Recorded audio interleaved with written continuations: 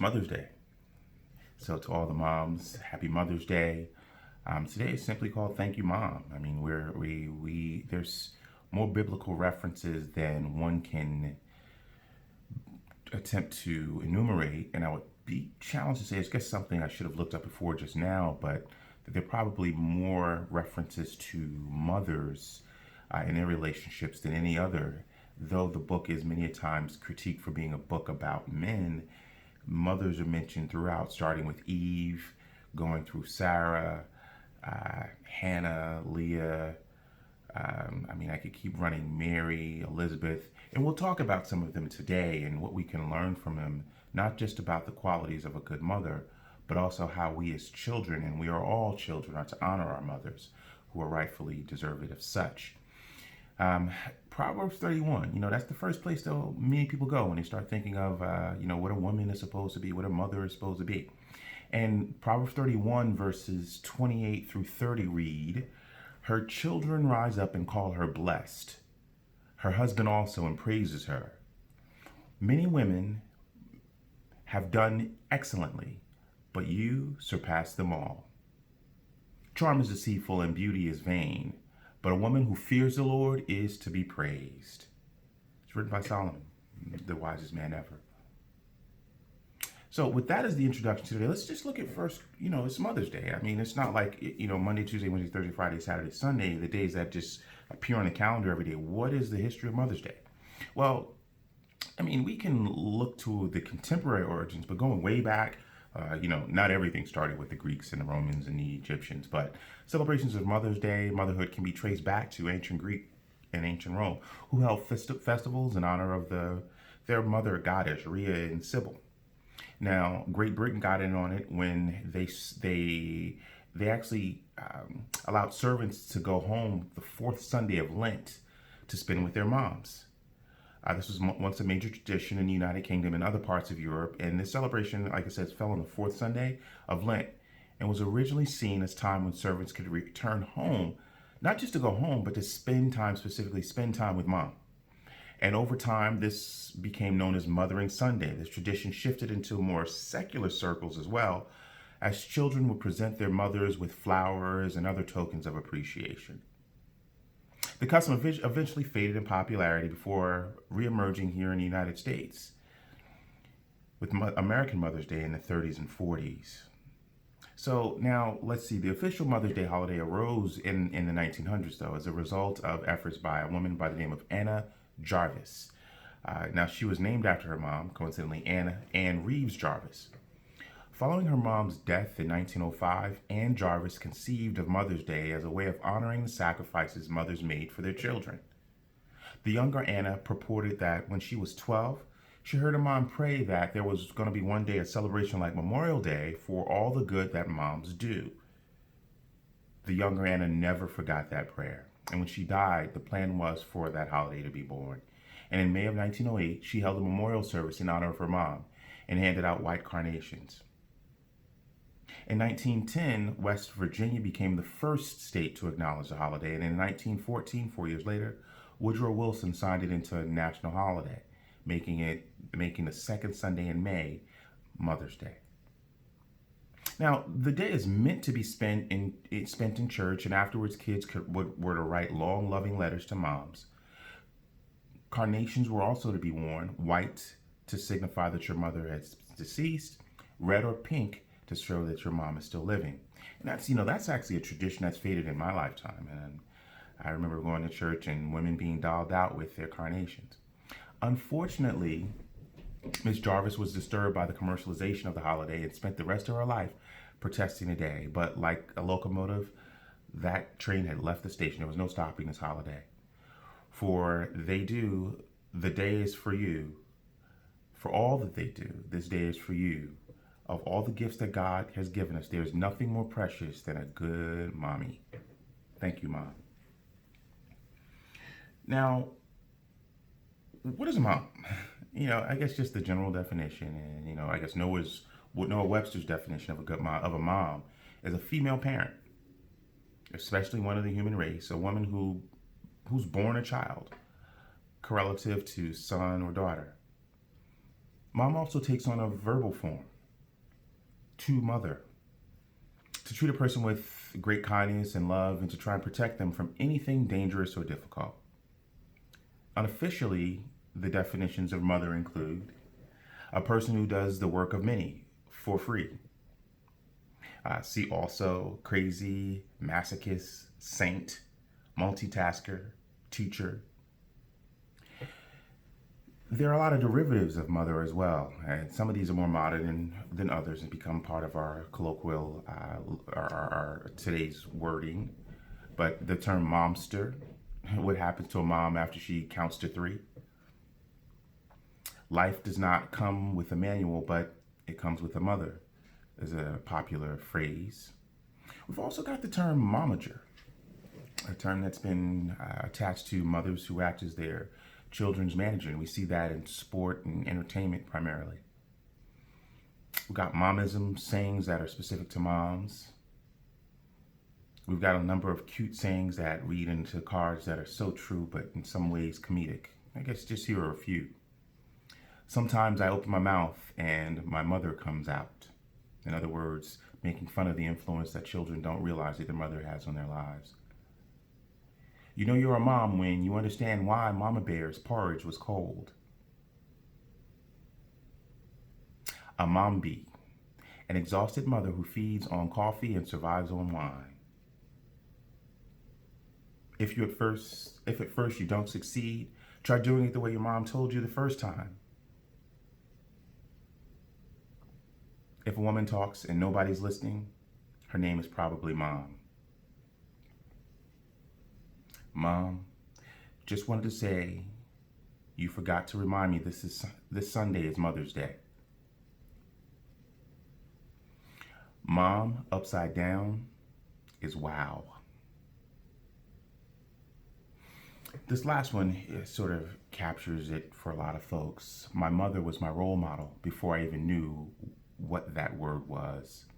It's a famous quote by Lisa Leslie, basketball player. Now, the Bible is critiqued for its lack of, it's critiqued by many, and I don't think rightfully so, but critiqued by many for being a book about men. However true this may or may not be, there are scores of mothers detailed, and it substantiates the notion that women are phenomenal. Moms are awesome. Thank you, Mom. We can trace it all the way back to Eve, the first woman who became the first mother. But as we flow from her through Sarah, Sarah yet stated that, yet I was born him a son in his old age. She laughed with joy at what the Lord had done. She had birthed Isaac. Isaac would go on to continue the legacy of his father Abraham. Now, Sarah is brought up here because if Abraham, who all of us know and think of as the father to many nations, if Abraham is the father to many nations, what does that make Sarah? Sarah is the mother of many nations. She learned to laugh in motherhood at an old age. Something to be taken from her is the ability to laugh despite what's going on. Hagar, so to say, Sarah's nemesis. Hagar was an Egyptian slave and maidservant to Sarah, the wife of Abraham. She didn't have much to say about anything, and especially not becoming Abraham's wife. Though her status changed, she was always secondary to Sarah. But because she adhered to and listened to the word of God, her station and her as she persevered. From Hagar, we learn how to be obedient and persevere. I'm kind of glossing through these women's stories. I challenge you to go back and read through them in Genesis, the first book of the Bible, because it kind of gives us sort of some blueprints. But from them, we flow through to Jochebed, Moses' mom, Moses' natural mom. She was a mother with a plan. A little more detail about her, because we kind of don't really fully capture what it is she sacrificed and how she put this all together. But a new king had come to power in Egypt, and who was under no obligation to honor what Joseph, many generations before, had brought to Egypt. And he didn't acknowledge any of the special agreements or arrangements with the Israelites. So he was actually worried about the Hebrews outnumbering and overtaking the Egyptians. So obviously, feeling threatened, he was worried. So he made them slaves. He made the Israelites slaves. He also commanded the Hebrew midwives to kill Hebrew baby boys when they were born. But they didn't all listen. Then the Pharaoh gave another decree. In Exodus 1, every Hebrew boy that is born must be thrown into the Nile, but let every girl live. Now a Levite woman, Jochebed, gave birth to a son and hid him for 3 months. Exodus 2 tells us that when she could hide him no longer, she covered a papyrus basket with tar and pitch and placed the baby in it. Then she set it in the reeds along the bank of the Nile. Jochebed's daughter, Miriam, watched to see what would happen as Pharaoh's daughter went down to bathe. When Pharaoh's daughter saw the basket, her servants retrieved it for her, and inside she found a baby crying, and knowing he was a Hebrew baby, she felt sorry for him.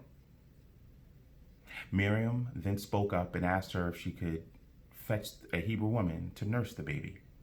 She agreed, and Jochebed returned with her daughter to nurse her own baby. Talk about crafting a plan. Pharaoh's daughter paid Jochebed to nurse and raise the baby until he was old enough to come live with her. She then adopted him as her own son and named him Moses. So basically, she moved him from a station of being on the precipice of having to be killed to then being paid to raise her own kid. Jochebed was determined to find a way to save her son, and God blessed her plan. Her son, Moses, went on to free the Hebrews and helped them out of Egypt, leading them into the desert toward the promised land in accordance with God's plan. You have Samson's mom, who was barren, but with faith, she conceived him. Elizabeth's mom, you have Hannah. You have Hannah, the mother of Samuel, who prayed for a son. God blessed her with Samuel, the great prophet to Saul and David, the first two of Israel's kings. You have Naomi, who shared her faith with Ruth, who became the great-grandmother to David. You have Elizabeth, the mother of John the Baptist, Jesus' cousin. You have Mary, Jesus' mom. She, even while he was dying, Jesus cared for his mother and gave her a new son to love her. And you have Salome. So we're going to do a little extended time on Salome. She's an example of her mother getting after. She was the OG soccer mom or dance mom. Matthew 20:20 reads, Then the mother of the sons of Zebedee came up to him with her sons, and kneeling before him, she asked him for something. Or can't read, huh? Asked him for something. And he said to her, What do you want? She said to him, Say that these two sons of mine are to sit, one at your right hand and one at your left hand in your kingdom. Jesus answered, You do not know what you're asking. Are you able to drink the cup that I am to drink? They said to him, We are able. Now, this scene, and we'll give it some context. This scene occurred just before Holy Week, just before Jesus was to march into Jerusalem and be subsequently arrested and crucified and then raised from the dead. Jesus had gathered his disciples and told them that he was going to be arrested by the priests in Jerusalem, condemned to death, handed over to the Gentiles, mocked, flogged, and crucified. He capped off his prognostication with, I will be raised to life on the third day. Now, to someone not familiar with Christ, or even to those who were, this would have been cause to flee. I would have thought this dude was nuts. Rationally so. But this is where we pick up with Salome's motherly request. Her sons had been rolling with Jesus for about 3 years now, along with the other 10 disciples and hordes of other folks who were simply following from place to place. She was likely one of the 3 Marys at the crucifixion and one of the Marys who was going to anoint Jesus' body in the tomb. So one of the first to have seen him post-resurrection. That's just to kind of give you context of how close she was to him. She was truly a follower of Jesus. She was one of those followers who so often goes unnamed, but who listened to Jesus, prayed with Jesus, followed Jesus, got to know Jesus. She was a follower, and though not one of the 12, a disciple.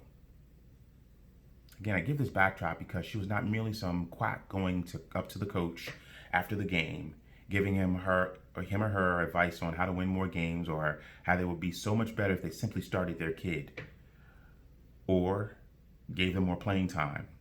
Or she wasn't simply a stage mom chiding the director to put my girl at the front of the stage for the routine because she had the best, longest kicks.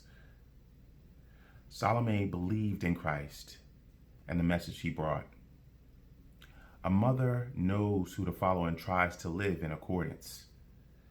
Now, this would have been a different story if he had been someone else or something else, but she followed Jesus and came to him, not in rage, not in a fit, not in uppity posture or with any vigilance. But we're told here that she came and kneeled down in Christ's presence. So she approached him with humility. She gave him deference, setting an example for her boys on how to approach others. It wasn't just what she did, it's how she did it. Moms give up so much. They give up who they are before they were mothers. Their hobbies, their plans, their dreams in many cases. They may put their lives on hold so their babies can live theirs. They deal with so many emotions that they internalize just to be mothers. Don't ever discredit a mother. Until or unless you become one, you will never, and you will not understand what it's like to go from being Natasha Andrews, Valeria Jacobs Andrews, Melvina Jacobs, Lina Williams, to being known as, and those are my wife, my mother, my grandmothers. To go from being one of those, your names, your given and then or your married name, to being Najee and Jaden's mom, or James and Diara's chauffeur, or any adjective that describes the duties you carry out for your offspring. Out of self-imposed duty, but out of love.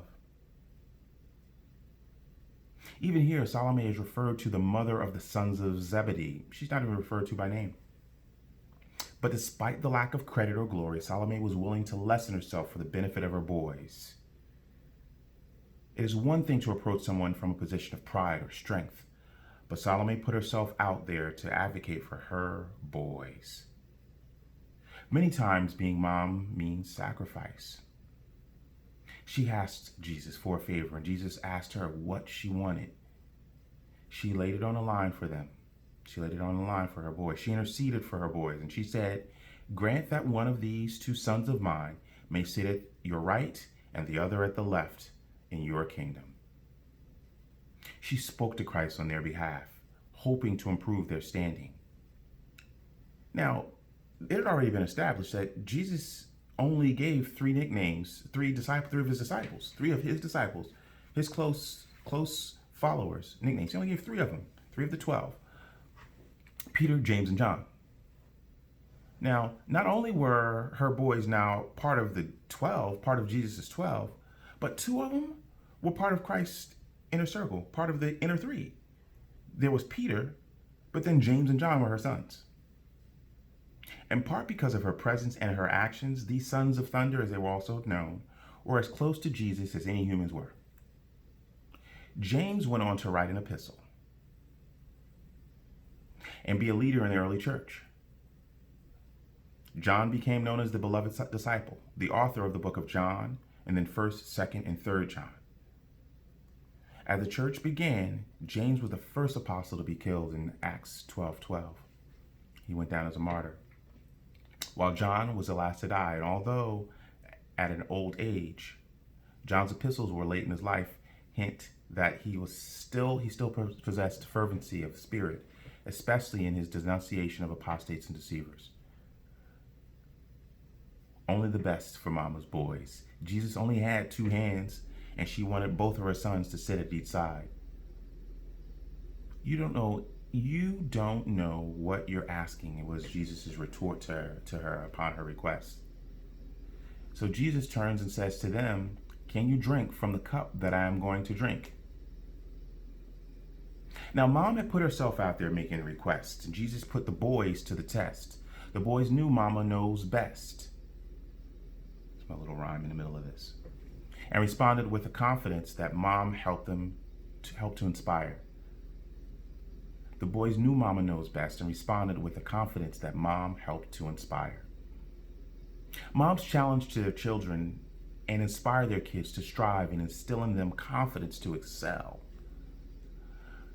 When this happened, they may not have been senior saints, they may not have been up in age, but they were grown men. These aren't children.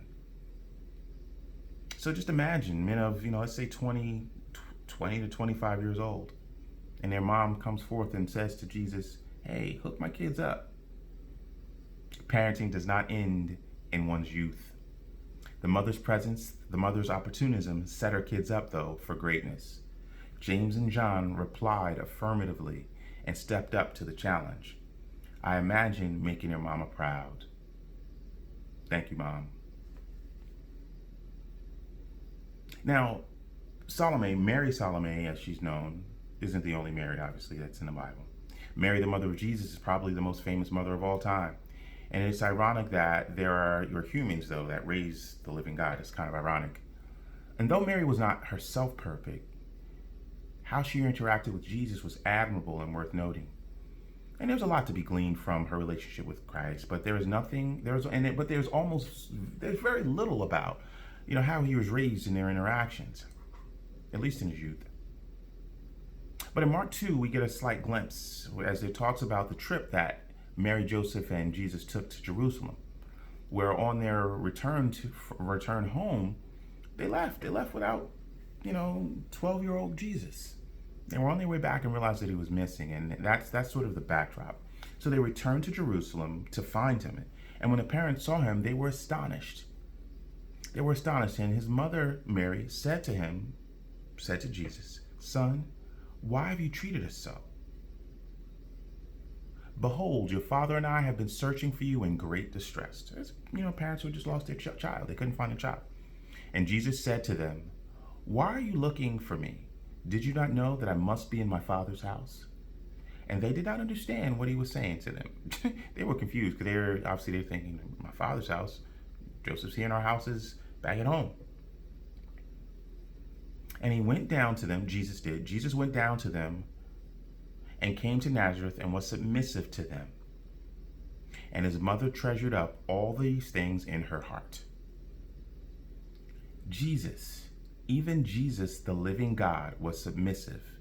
He honored his mama. So many things happened to Mary in such a short time.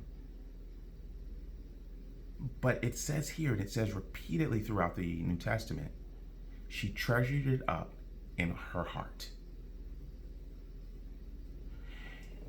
If you had a baby, you know that time flies. It goes by in a blur. They go from being newborns, depending on you for the air that they breathe, the food that they eat, the clothes that they wear, to knowing more than you in 3 years. But Mary wasn't missing a single moment, and each detail was being treated like a treasure.